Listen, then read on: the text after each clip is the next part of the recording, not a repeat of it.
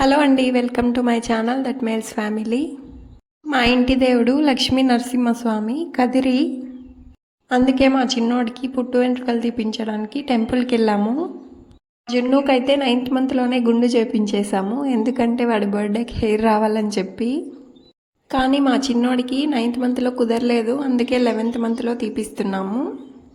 మా చిన్నోడికి ఏ ముహూర్తాన గుండు చేపించాలనుకున్నామో అప్పటి నుంచి ఒకటే వర్షము, అసలు తగ్గనే లేదన్నమాట.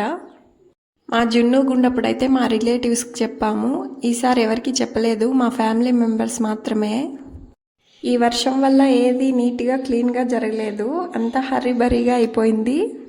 మా జున్నుకి గుండు చేపించినప్పుడు టెంపుల్లోనే గుండు చేశారు, ఇప్పుడైతే అలా లేదు. ఇప్పుడైతే కదిరి బస్ స్టాప్ నుంచి వచ్చేటప్పుడు టెంపుల్ కొద్దిగా ముందు రైట్ సైడ్లో ఉంటుంది ఆ బిల్డింగు, అది కూడా వీడియో తీద్దాం అనుకున్నాం కానీ కుదరలేదు.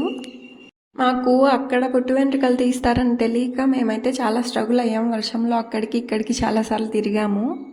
అక్కడ పుట్టు వెంట్రుకలు తీపించుకోవటానికి ఆ బిల్డింగ్ కట్టారు, రూమ్స్ కూడా ఉంటాయి, పార్కింగ్ కూడా గ్రౌండ్ ఫ్లోర్లో ఉంటుంది, ఏం ప్రాబ్లం ఉండదు పార్కింగ్కి. ఇక్కడ ఉన్న షాప్ చూసి ప్రసాదం షాప్ అనుకున్నాము, కానీ కాదు, స్వామివారికి అలంకరించిన పువ్వులతో తయారు చేసిన అగరబత్తీలను అమ్ముతారంట ఇక్కడ. అయితే చాలా మంచి థాట్ కదా, పువ్వులు వేస్ట్ చేయకుండా. మీరేమంటారు, మీకెలా అనిపించింది ఈ ఐడియా? నేను ఈ టెంపుల్కి వచ్చి సుమారుగా 1 year పైనే అయిపోయింది, అందుకే నేను నా తమ్ముడు వర్షంలోనే టెంపుల్ చుట్టూ తిరుగుతున్నాము. టెంపుల్ అంతా ఫుల్గా వీడియో తీద్దాం అనుకున్నాం కానీ మొబైల్ లోపలికి అలో లేదంట. లాస్ట్ టైం మేము వచ్చినప్పుడు మొబైల్ అలో ఉండింది, మొబైల్ సైలెంట్లో ఉండాలనే రూల్ మాత్రమే ఉండింది. ఇక్కడ మా ఆడపడుచు కూతురు వైష్ణవి వద్దంటే నా దగ్గరే వర్షంలోనే తడవడానికి అలాగే వచ్చింది.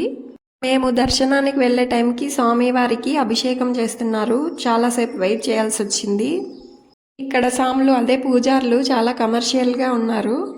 వాళ్ళకి హారతి ప్లేట్లో డబ్బులు ఇస్తే ఒకలాగా చూస్తారు, డబ్బులు ఇవ్వకపోతే ఇంకోలా ట్రీట్ చేస్తారనమాట. నాకైతే ఈ విషయం మాత్రం అస్సలు నచ్చదు ఇక్కడ.